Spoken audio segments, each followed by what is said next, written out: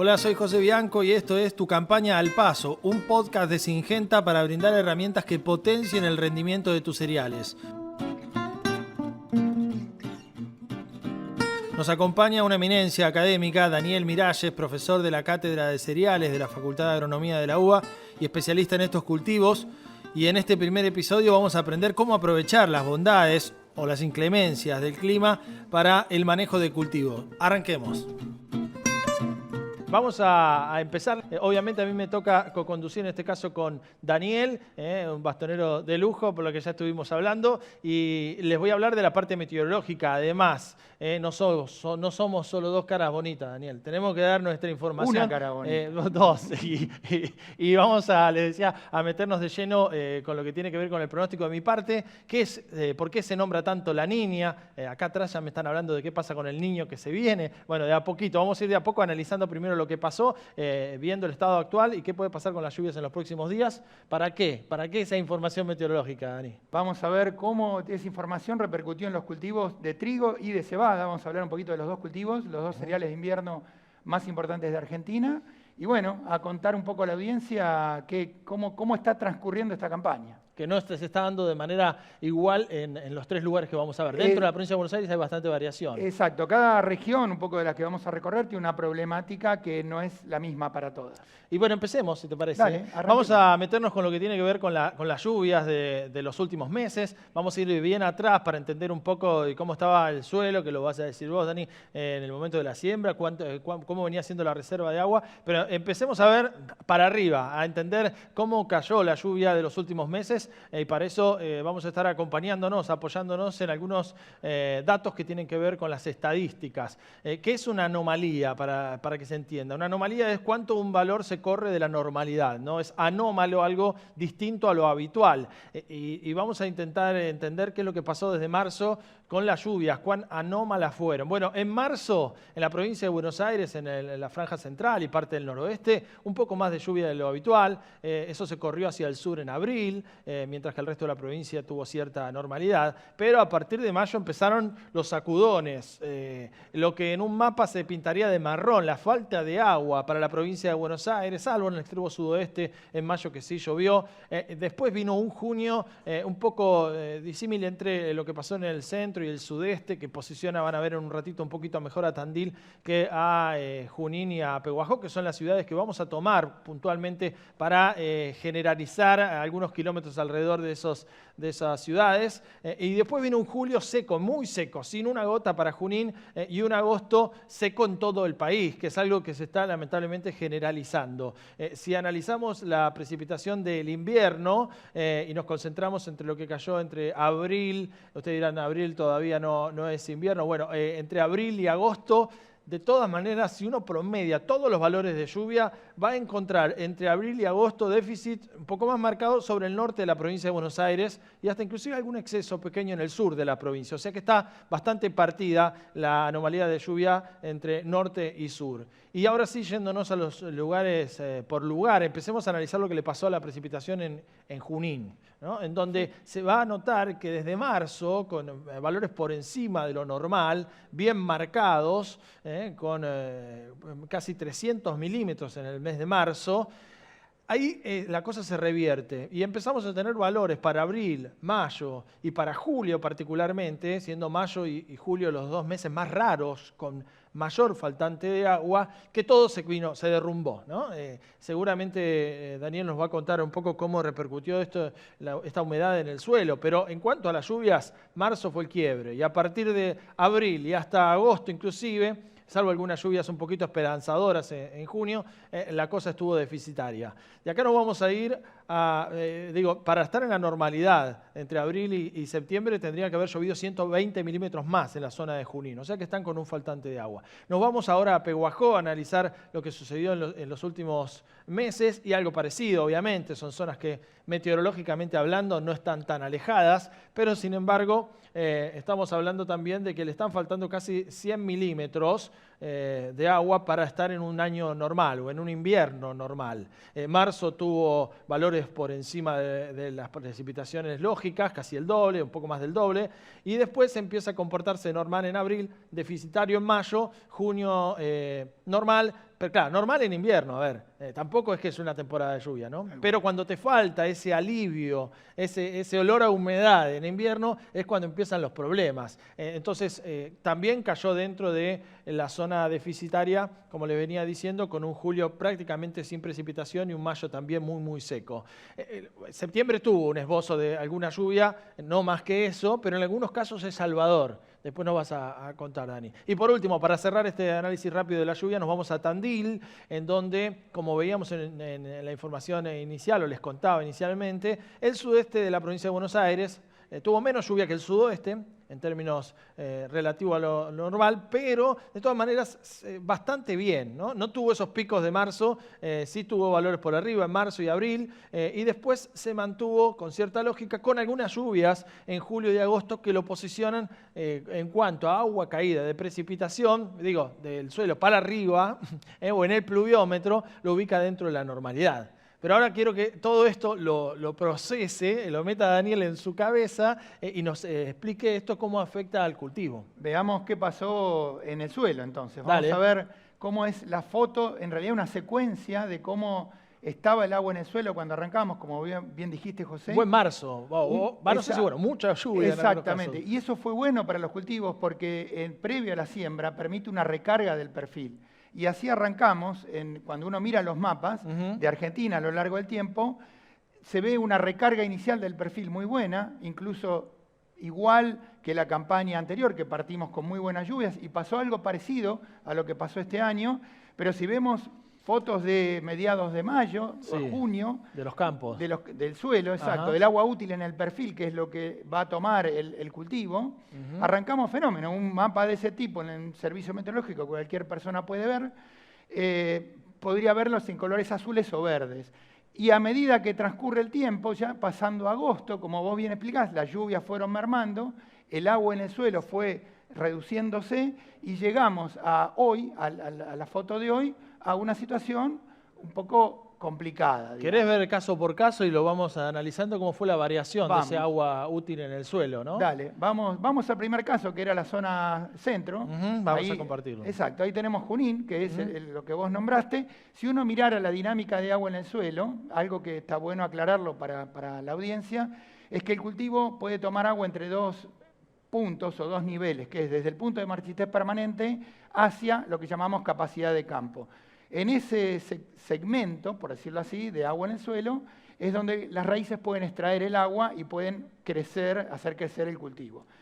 ¿Cómo partimos? Partimos, como vos bien dijiste, partimos muy bien. El agua en el suelo estaba recargada. En los tres lugares, prácticamente. En los tres lugares, sin ningún problema. Pero a medida que fue transcurriendo el tiempo, el cultivo fue tomando esa agua, las raíces fueron tomando esa agua y la extrayeron desde el suelo y fue bajando el nivel de agua. Si uno mirara un gráfico, por ejemplo el de Junín, y veríamos cómo es el nivel de agua en el suelo, la dinámica, veríamos cómo esa curva se va acercando al punto de marchitez permanente. Y la lluvia que vos comentaste bien, en septiembre, sí, ¿verdad?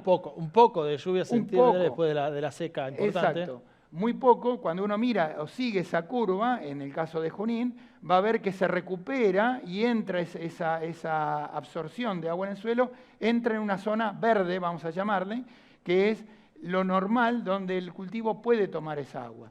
Y esa dinámica que vemos en Junín, es decir, que hoy tenemos una recuperación, después nos contarás vos cómo sigue la historia, porque esta seca no fue... Ya me estás metiendo presión.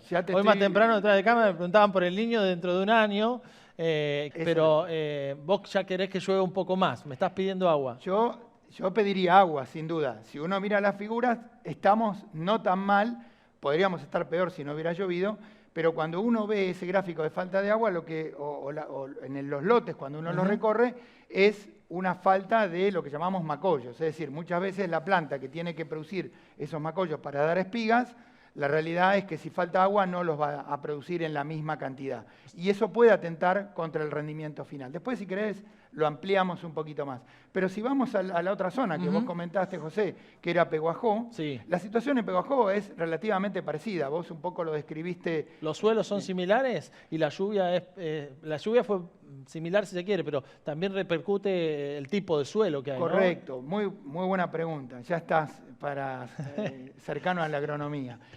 Los suelos son un poco distintos porque a medida que nos vamos desplazando hacia el oeste son suelos con más contenido de arena y menor retención de agua. Claro. Entonces eso complica aún más la situación. Cuanto más porcentaje de arena tengan los suelos, menor es la retención. Y entonces ahí podemos tener complicaciones iguales o similares a los que teníamos en el caso de Junín. Pero en algunos casos, y eso está bueno decirlo, hay napas en el suelo. La napa es ese acuífero que sube por capilaridad y eso independiza al cultivo de las precipitaciones. Una vez que el cultivo, la raíz, toma esa napa, no le importa si llueve o no llueve. Se prende, como quien dice. Se prende, como decimos nosotros, a la napa. Y es más, si no llueve es mejor, porque es pura radiación. Entonces el cultivo toma todo el agua de la napa, no hay días nublados. Como decíamos fuera de cámara, los cultivos son una máquina de cosechar fotones, y entonces la cosa va mucho mejor. Y la última zona que te quiero contar para cerrar, vamos a Tandil, y ahí la cosa, como vos bien decís, hay una relación entre lo que pasa arriba, de lo que llueve, y lo que pasa en el suelo.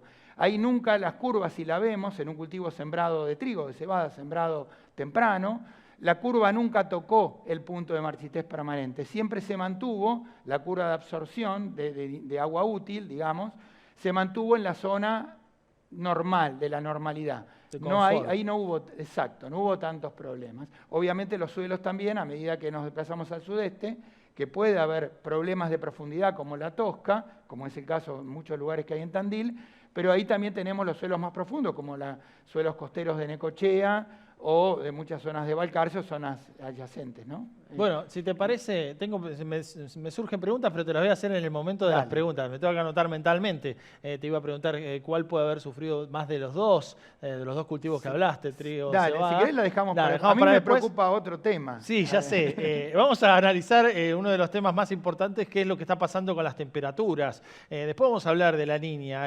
Deme unos minutitos, pero parece que la Niña ya estuviese presente desde hace meses, en algunas condiciones, ¿no? Vamos a analizarlo en este caso, cuán raras fueron las temperaturas. Acá tenemos una lógica aplicada a esto que les decía, de días con mucha amplitud. Por ahí si miramos los mapas de temperatura, sobre todo las mínimas, cómo fueron en promedio las mínimas, vamos a notar que hubo mucho frío en el país, es cierto, Córdoba, más que nada, que es la peor provincia en términos de fenómenos extremos. Pero en la provincia de Buenos Aires hay lugares en donde las mínimas fueron bajas, en el periodo entre junio y agosto, es decir, en el invierno, mínimas bajas, para que se entienda, mucho frío en la mañana, pero en ese mismo periodo también se registraron temperaturas máximas altas para el norte de la provincia de Buenos Aires, es decir, mucha amplitud, como si la zona se hubiese vuelto bien mediterránea, ¿no? Pienso en lugares con amplitud, les decía más temprano, San Juan, La Rioja, lugares que están lejos del mar, donde la humedad suele regular los cambios diarios de temperatura. Cuando no está, se va de mañanas frías a tardes cálidas. Entonces, ¿por qué estuvo pasando eso? Bueno, y probablemente tenga que ver con este faltante o con esta persistencia de aire seco en muchos casos que estuvo ingresando, sin ir más lejos ahora está pasando, hay aire muy muy seco, que hace que las mínimas se puedan ir para abajo, pero que el sol en la tarde, sol sin nubosidad, por efecto de la menor cantidad de humedad en muchos casos, pueda calentar el suelo y nos vamos a tardes cálidas. Esos cambios en el día también se vieron en la lógica del paso de los días. Vamos a ir lugar por lugar, arrancamos por Junín.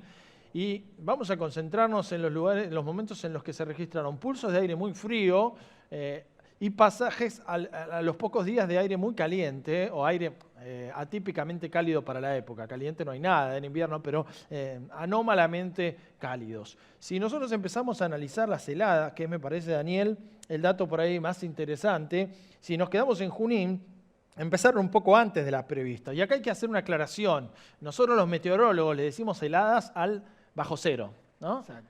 Y ustedes los agrónomos suponen que, por cómo se distribuyen las temperaturas, a ver, el aire se calienta y se enfría dependiendo de lo que le pasa a la tierra, ¿no? Entonces, abajo, si en las mañanas hace más frío y en las tardes hace más calor, me refiero al ras del piso, donde están los cultivos. Entonces, hay una diferencia entre la helada meteorológica y la helada agrometeorológica. Para ustedes, y en este caso te uso, Daniel, como punto de apoyo, la helada agrometeorológica es cuando la temperatura desciende de los 3 grados en el abrigo, donde se mide la temperatura. ¿Está bien? Exacto. Bueno, vamos a hacer esta diferencia entonces. Heladas agrometeorológicas de las heladas meteorológicas. Y vamos a repetir la información de Junín, así les voy contando. Empezaron antes, en Junín, de lo previsto. Hay una estadística para heladas.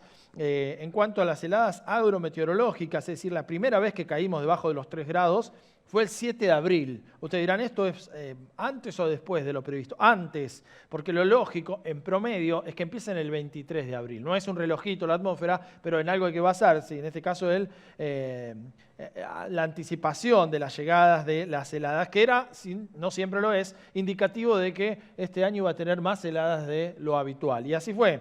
Llevamos 62 en lo que va del año, cuando la lógica es 55, es decir, tenemos más heladas agrometeorológicas de lo habitual.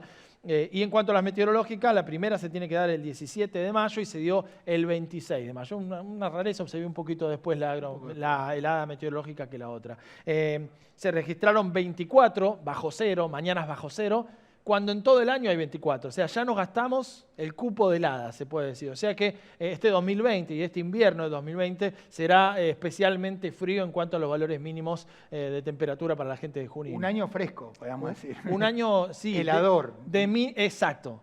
Porque por ahí el fresco te vas a la temperatura media. Exacto. Y después tenés tardes, o sea, fue frío a la mañana, pero cálido a la tarde. Exacto. Es algo que se veía en las temperaturas, sobre todo para el mes de agosto que pasó, esta amplitud que te decía, este secamiento, este cambio con respecto a la media. Y ahora nos vamos a ir a otra de las ciudades, la que representa al oeste en este caso, en esta charla, que es la ciudad de Pehuajó. Ustedes dirán, bueno, lo mismo. No tanto. Y es un poquito llamativo. Probablemente pueda tener que ver con lo que está pasando alrededor de la estación meteorológica, qué campos hay, qué cultivo tiene. De todas maneras, está bien puesta la estación, digo, no es una crítica y es representativa de lo que pasó, pero para estudiar, ¿no? ¿Qué pasó? Empezaron un poco después, para la gente de Pehuajó, y ya pasan la media también. La cantidad de días con heladas matinales ya es más de lo normal. En cuanto a lo agrometeorológico, es decir, menos de 3 grados en las mañanas, la primera vez que se dio fue el 12 de mayo, y cuando lo lógico es el 16 de abril, es decir, casi un mes más tarde, bastante llamativo. Llevamos 53 de las 62 habituales, o sea, nos estamos acercando, pero todavía estamos por debajo. En cuanto a los valores bajo cero, la primera se dio el 25 de mayo, cuando lo lógico es el 14, no está mal, y se registran 27 de las 27 habituales. También nos gastamos el cupo de heladas meteorológicas de las bajo cero en lo que va del año, cuando todavía queda más de un mes y un poco más con chance de seguir acumulando. Así que también para la gente, en ese sentido, de Pehuajó, más heladas de lo habitual en lo meteorológico. Y por último, Tandil, que obviamente por cuestiones geográficas, la altura, nos va a dar la mayor cantidad de heladas, es decir, cuanto más alto uno está, la temperatura suele bajar, suele ser más baja. Vamos a compartir la información de justamente Tandil, en donde no se asusten por los números, esto está dentro de lo habitual. Llevamos de las agrometeorológicas 81 de las 88, pero acá el periodo de heladas se extiende un poco más, va hasta el 1 de noviembre, o sea que tenemos solo 7 más para quedar dentro de lo normal. Me parece que nos vamos a caer para el lado también de un invierno con más, un final de otoño y un invierno con más de heladas de lo habitual. La primera fue el 8 de abril, cuando lo lógico era el 30 de marzo, se dio en fecha, si se quiere, y esperemos que no llegue ninguna después tarde, ¿no? Daniel, eso me vas a contar en un ratito qué daños puede generar.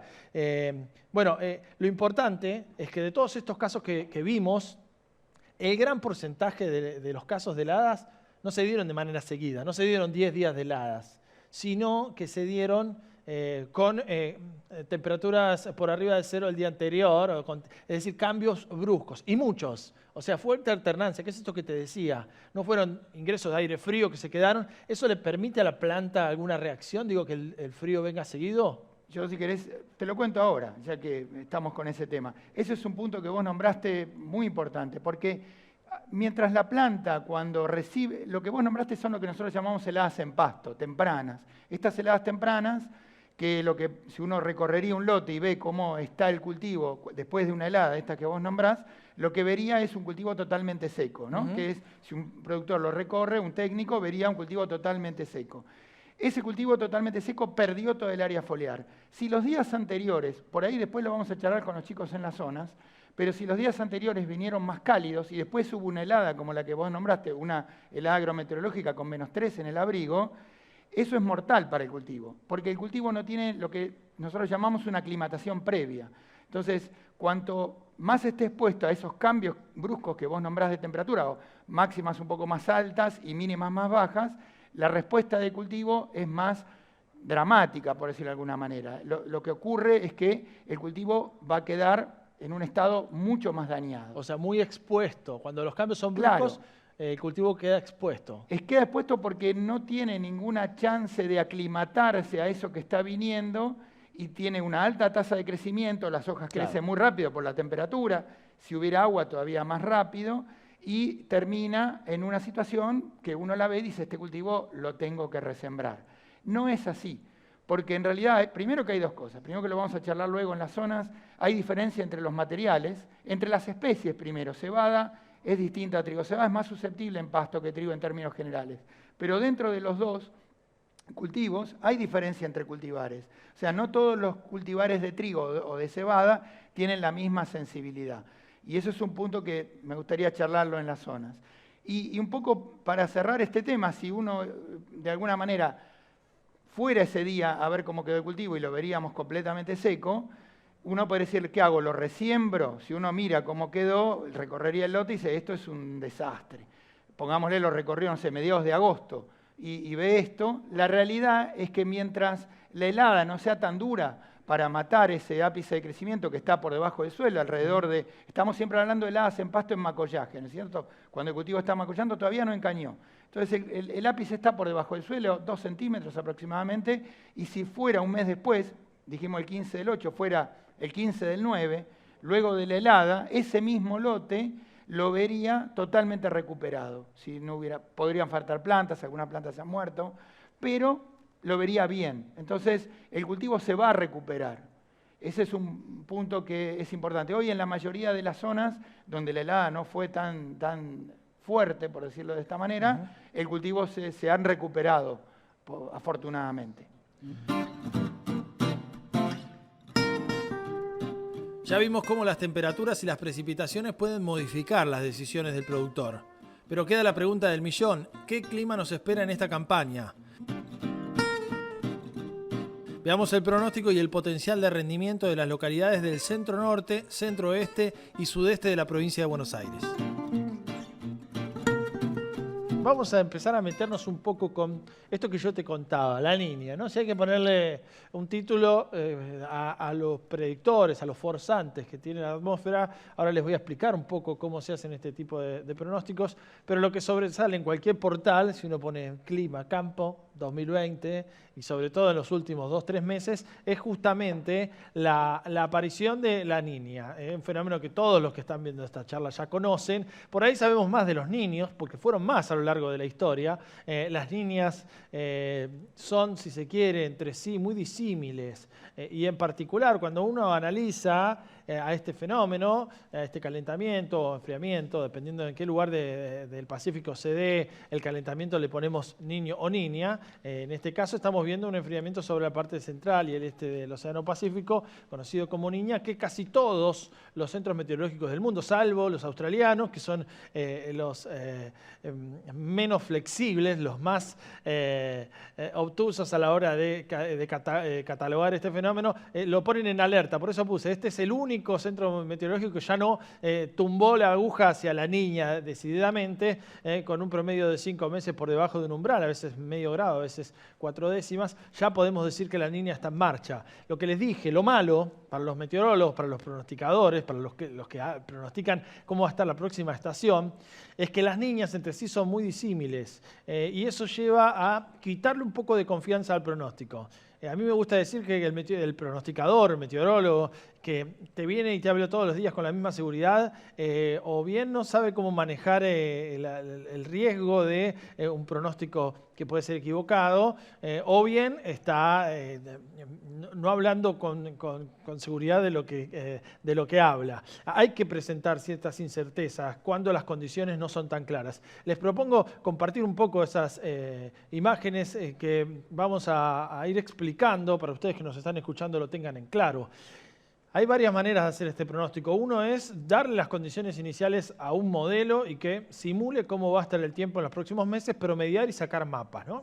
Pero hay otra manera de hacerlo, que si bien la estadística no es muy gruesa, no tenemos muchos casos de niña a niño. Desde que lo conocemos a esta parte, 50, 60 casos, con lo cual vamos a hablar en general de 50, 60 casos, pero cuando vamos a niños se acota, hablamos de 30 y pico, y cuando hablamos de niñas apenas 17. O sea que la estadística no se puede hacer, es pobre. De todas maneras, vamos a hacer un pronóstico por analogía, es decir, ¿qué pasaba? ¿Cómo estuvo el clima los meses siguientes a tener una niña parecida a la que estamos teniendo ahora? Cuando uno ve eso y lo analiza así, y además separa a las niñas que empezaron en esta época, en la primavera, cuando no es lo más habitual, va a notar que, fíjense, en cuanto a las temperaturas, y les pido repetir esa imagen, así la voy contando, en cuanto a las temperaturas, van a notar, si solo nos quedamos con las niñas similares a esta, por el periodo en que empezó y con la intensidad débil que tiene esta, pero de todas maneras es niña,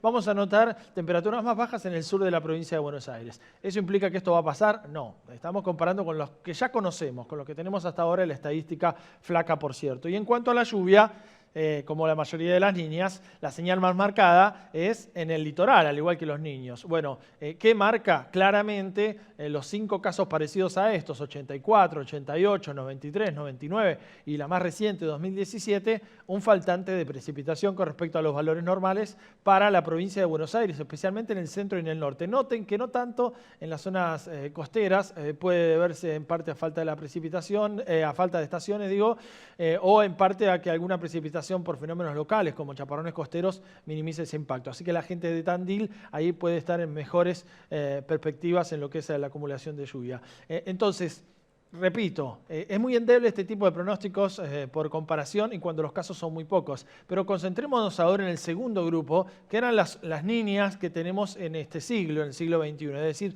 del 2000 a esta parte. Ahí van a ver que en cuanto a la precipitación es muy parecida, es decir, faltante en todo el este argentino y parte del norte. La diferencia es Córdoba, que se tiene que aferrar a esta diferencia. Digo, ojalá suceda para los cordobeses lo que dicen las 5 niñas parecidas a estas de la antigüedad reciente, que puede haber un poco más de lluvia inclusive. Pero quiero que nos centremos en esto. Hay 5 niñas desde el 84 a esta parte, muy parecidas a estas, que dieron más lluvia de lo habitual en algunos lugares del centro del país. Y hay otras que dieron menos. ¿Qué quiero decir con esto? Les saco más confianza a este tipo de pronóstico y les digo que si bien tiene sentido si se quiere ser pesimista en el caso de la falta de lluvias que se viene, tampoco es el único forzante al que hay que estar atentos.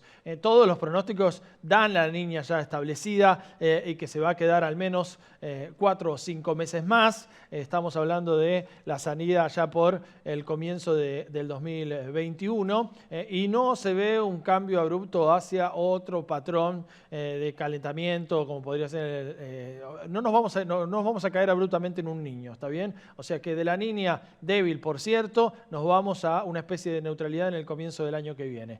Y ahora sí, sigamos, porque yo veo muchas veces, sobre todo la gente del campo, mirando lo que pasa en el Océano Pacífico, pero la atmósfera en general puede ser perturbada, puede ser agitada desde mucho más allá que el Océano Pacífico, que ya es algo lejano. Hay teleconexiones, como se dice. Bueno, ha estado la doctora Carolina Vera acá, que lo veo muy apasionado, a Daniel, y me hace acordar también a Carolina, que le puede uno preguntar lo que sea y te responden. Y todas las imágenes que estamos viendo, y es algo que lo vamos a hablar en el final también, son del Servicio Meteorológico Nacional. Es decir, uno no se tiene que sentar a hacer estas estadísticas, porque desde hace 10 años a esta parte, muchos profesionales, muchas personas de la UBA, Córdoba, como es tu caso, como es el mío también, se han concentrado y han hecho un servicio muy bueno. Así que recomiendo a todos que vayan y visiten los servicios agroclimáticos, los estados actuales, porque ya está todo ahí, es cuestión de... información disponible para toda la gente. Y es vital, a mí me la simplificó mucho, por eso estamos mostrando esto, pero es vital que esa parte se vuelva tan técnica como se ha vuelto en los últimos 10 años. Y ahora sí me concentro, no es el Pacífico el único que agita la atmósfera. Es decir, imagínense un estanque, el niño lo que hace es agitar la atmósfera y muchas veces la respuesta la podemos observar en lugares muy alejados del planeta. Hay una especie de niño en el Índico también, que a veces tiene un papel más importante cuando el Pacífico está dormido. Y nos vamos al siguiente gráfico para poder explicar y que ustedes lo entiendan. Por ahí nunca escucharon hablar del dipolo del Océano Índico. Va bastante linkeado, conectado con lo que le pasa al Pacífico, es decir, casi nunca se contraponen, y en este caso no es la excepción. Estamos viendo en ese caso que está negativo. ¿Qué significa? Bueno, octubre, noviembre y diciembre en la Argentina, cuando el dipolo del Índico, el niño del Índico, como les digo, para que asimilen un dato que puede ser nuevo, información nueva, el niño del Índico estaría indicando la presencia de lluvias por debajo de lo normal. Les dije, nunca están separados, casi nunca se contraponen, no se contradicen, pero tampoco les traigo mucha fe por ese lado. Lo bueno es que ese otro forzante, en términos estacionales, es decir, que modulan el clima de la próxima estación, tampoco está firme como lo ha estado meses anteriores. O sea, si bien también llevaría una tendencia hacia el déficit en cuanto a la lluvia, va a ir de a poco moderándose, va a ir perdiendo intensidad. Ahora, una niña débil, un océano Índico débil también en cuanto a su señal, los dos indicando lo mismo. ¿Quién nos puede salvar? Es la pregunta. Acá no hay chapulín colorado que valga. Bueno, cuando la atmósfera a veces no está tan agitada o no está tan marcada, nadie le marca el paso como puede hacerlo los océanos, a veces actúa por sí sola. Hay una cierta variabilidad en la atmósfera que es imposible de predecir o muy difícil, pero también hay en el medio de esa escala que va por debajo sobre la estación o 6 meses al año, que son las variaciones que vemos en el Pacífico de la temperatura, hay otras variaciones de corto plazo. Vamos a ver las otras, las intraestacionales, que tienen en algunos casos periodos de 3-4 semanas y en algunos casos menos, que una se da sobre, ya no el océano, se da sobre la Antártida, y que modula sobre todo el pasaje de frentes fríos. Es decir, el modo anular sur tiene que ver con cómo varía la presión en el continente antártico. A veces se genera un anillo de vientos muy contraído sobre la Antártida que evita que los frentes fríos nos golpeen. Y a veces ese cinturón de viento se relaja, se expande y es un cacheteo constante de frentes, tanto fríos como avances de aire cálido. Y es esa alternancia que he aprendido después de lo que estuvimos hablando, Daniel, que no le permite una aclimatación a las plantas y los puede afectar. Es decir, por ahí en términos normales no se nota, pero cuando uno mira la estadística ve el pasaje de frentes continuamente y si no mira para ese lado del planeta, por ahí la explicación no la encuentra. Dice, ¿de dónde está viniendo estas nevadas constantes que estamos teniendo en la Patagonia? Bueno, hay que mirar eso, cómo está ese cinturón de vientos del oeste. Ahí tenemos una chance. Puede ser que en la primavera, donde se marca la mayor señal de este fenómeno, suceda algo en la Antártida, es decir, se relaje ese cinturón, se expanda y los frentes fríos nos puedan explicar parte de la lluvia que Dios quiera que venga. Yo pensaba eso, ahora me lo vas a decir. Por otro lado, eso puede complicar las temperaturas, ¿no? Porque podemos tener o bien heladas tardías, con avance de algún frente frío a comienzos de noviembre, o bien golpes de calor antes de lo previsto. Fíjate que como se veía en la imagen inicial, después lo podemos repasar con las preguntas finales, era bastante cambiante. Por momento, en algunos periodos tuvimos 6-7 días de calor seguidos de 6-7 días de frío intenso. Entonces, ese es uno de los forzantes. Y después hay otro mucho más difícil de entender por ahí, que es una oscilación que se da a lo largo del planeta, que es, imagínense, un centro de lluvias que se va desplazando sobre zonas ecuatoriales, que hace que ciertas respuestas se den en zonas alejadas del Ecuador o en latitudes como la nuestra. Esa oscilación que le toma semanas dar la vuelta al planeta, puede también modelar las lluvias. Y también en la primavera, y cuando el niño no está fuerte, es la que toma el mando en muchas veces y libera formación de lluvias o la inhibe, dependiendo en qué fase está. Bueno, tanto entonces lo que pase con la Antártida como lo que pase con esta oscilación que se conoce como Madden-Julian es lo que puede modificar la variación de lluvias intraestacional dentro de las semanas. Ahora, yendo al pronóstico más habitual, al que generalmente hacemos para la tele, estamos viendo salidas de algunos de los modelos, bueno, en algunos casos ya avanzadas, donde tenemos lluvia en el corto plazo, ¿no? Mañana, de hecho. Por suerte. Sí, por un lado, y ahí mirá, me gusta como uno toma la información y cree poder darle un sentido, y ahora yo te digo, es verdad, es por suerte, pero ¿será la mejor manera de que llueva? Digo, de manera intensa, violenta, con índices que la atmósfera te están diciendo está muy desacomodada. Y es la Niña, si se quiere, lo que va a moderar el tiempo en los próximos meses y a la cual estamos acostumbrados a que nos dé estos sacudones. Es decir, yo no me animo todavía a darles un pronóstico. Si me obligan, lo diré, la lluvia puede estar por debajo de lo normal.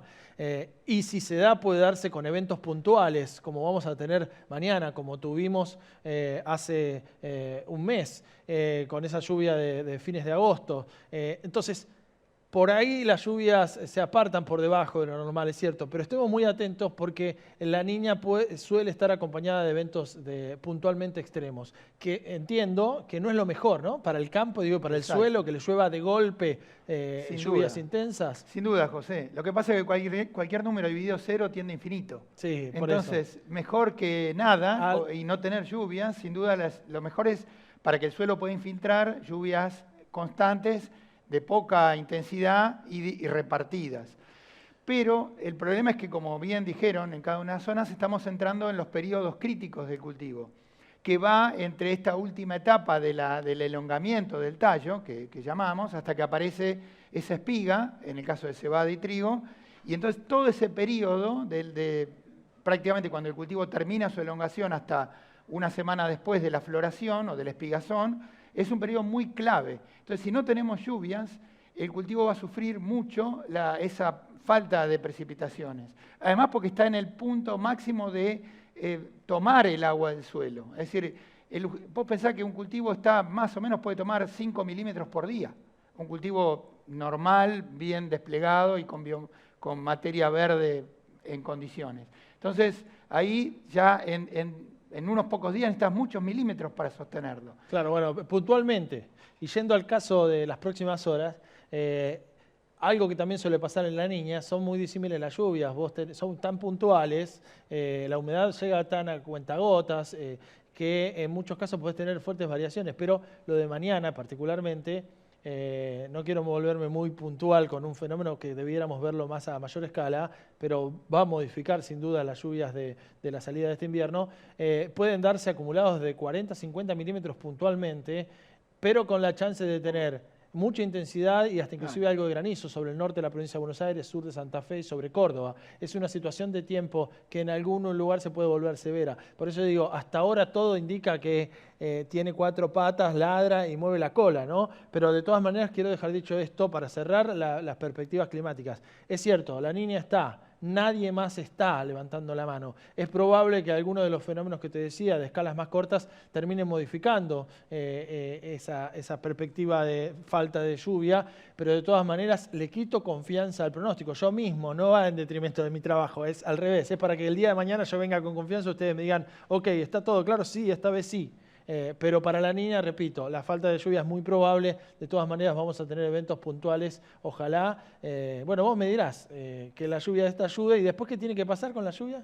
No, lo ideal, a ver, acá con las lluvias, digamos, uno lo que va a sostener es este momento que es clave para el cultivo. Con las lluvias también vienen las enfermedades. Por eso te preguntaba. Ese es el lado B que hay que cuidar, indudablemente. Okay. Y más en este periodo que los chicos nombraron. Estamos entrando justamente en lo que se denomina una escala que nosotros llamamos de SADOX Z39, que es una escala mundial, que determina que el cultivo entre en un periodo importante para definir rendimiento. Y ahí tiene que estar sano, no puede estar enfermo, porque si no, esas antenas, que son las hojas, no pueden captar la radiación. Y entonces ahí donde necesita la espiga y los granos, esos carbohidratos, no lo va a tener. Por eso ahora viene un periodo muy importante para cuidar las enfermedades. Hay que recorrer los lotes y accionar en caso que se lleguen a los umbrales que se nombraban. Y la otra preocupación es lo que vos nombraste, José, las alternancias. Porque una vez que el cultivo entra en llenado de granos, empiezan los golpes de calor o los riesgos de golpe de calor. Lo que vos nombraste. Bueno, ahí tenemos dos problemas. Las heladas en floración, que ya no importa si es cebada. Bueno, a ver, cebada tiene un poquito más de tolerancia mientras esté adentro del buche porque florece adentro de la vaina de la última hoja, pero trigo es muy sensible. Algo que no dije, Daniel. Sí. Lo que pasa en la Antártida, uno no lo puede saber sino 10, 15 días antes. Claro. No hay pronósticos a un mes para eso. Lo mismo para la otra oscilación que les comentaba.